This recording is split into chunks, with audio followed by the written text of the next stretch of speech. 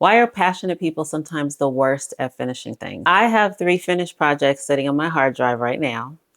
A product I built and stopped promoting, a content series I outlined and never launched, and an entire business concept I was so excited about that I named it and then just moved on. And for a long time, I thought that there was something wrong with me. Just a disclaimer, I have not been diagnosed with ADHD. I do not have it. And I know that that is a real thing for some people and some struggle with it. I'm talking about in the context of things like FOMO or entrepreneurs that have a lot of ideas and you just don't know what to focus on. So it was causing me to think I'm clearly not disciplined enough. I don't follow through. I talk a big game and then I disappear on myself. But the more I sat with it and really thought about it, the more I realized that I was getting it all wrong. I don't think it's always a discipline problem. Sometimes I think it's just a passion problem. So that's what we're talking about today. Why the most passionate, driven, curious people are often the absolute worst at finishing things. What's actually driving the pattern? And the one thing I'm testing right now, just started it honestly, that's helping me finally close some of the loops instead of opening new ones. So why does this happen to us? First, let's normalize the pattern. Here's what I've noticed about myself, and I'm curious if this sounds familiar to you. When I start something, it's never because I'm bored or looking for a distraction. It's because something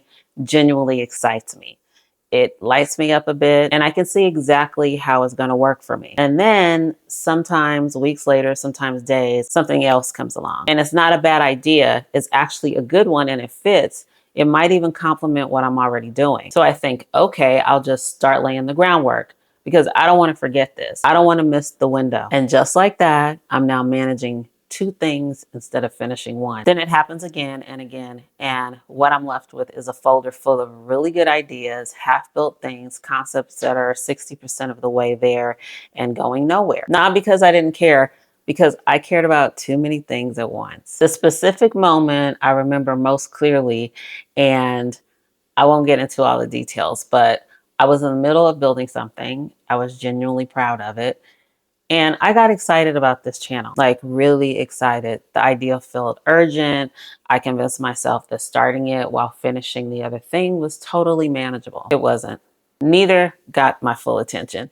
And the thing I was really building, I set it down and I haven't really picked it up. And the wild part is that I had completely logical reasons for every decision I made along the way. And that's the trap. I've started calling this the FOMO loop.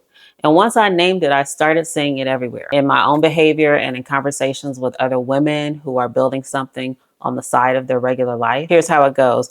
You get excited about something, you start it, you make real progress, and then new excitement shows up. Could be a trend, could be a conversation, could be something you read at 11 p.m. that makes total sense, or 2 a.m. if you're me. And instead of writing it down and coming back to it, you justify starting it because it's not a distraction. It's a compliment, right?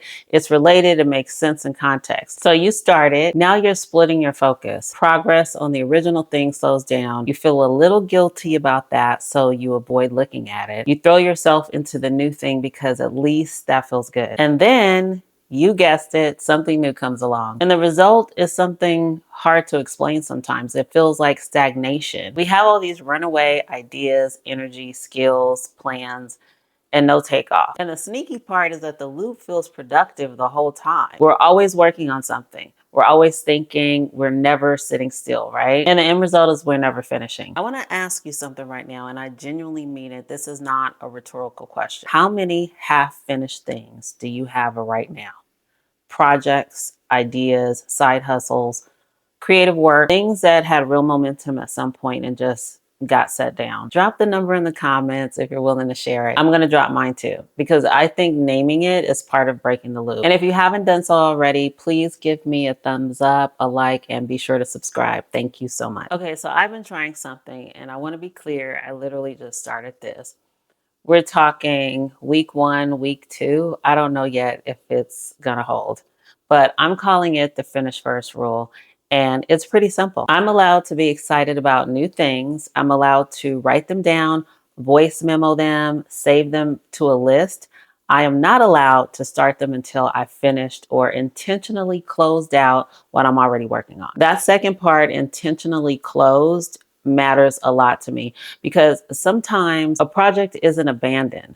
Sometimes it's just done. Not perfect, not complete in every way I imagined, but done enough. And giving myself permission to officially close something and call it finished, shelve it on purpose, and move on, that's different from just drifting away from it. One is a choice, the other is the loop. The hard part, and I want to be honest about this because I don't want to make it sound easier than it is. The hard part is that the new thing genuinely feels urgent every time, at least for me. It feels like the window will close. Like if I don't start it now, I'll miss it or I'll forget it. And what I'm learning slowly is that the window almost never actually closes. What closes is my focus. And once that's split, everything else suffers. I'm also noticing something else in just these 2 weeks. Finishing one thing, even something small, even imperfectly, it does something to how you feel about yourself. It builds a different kind of momentum than starting something new does. Starting feels exciting, finishing feels like proof. And right now, I need proof. I think a lot of us do. One more thing, if you're managing multiple income streams on top of everything else that we just talked about, a side hustle, freelance work, a business you're building while keeping your day job, and the financial side of all of it feels like a second pile of chaos on top of the first one. I built something exactly for that. It's called Stack Tracker. It's a spreadsheet tool that tracks all of your multiple streams of income in one place so you can actually see what you're making across everything. It's not tax advised, not financial planning. It's not even a budget. The link is in the description below. It genuinely changed how I think about my money. I really want to hear from you in the comments as always. How many half-finished projects are you sitting on right now? I hope that I'm not the only one with so many. This actually helped me stay consistent and I hope it helps you, and I'll see you in the next one. Bye.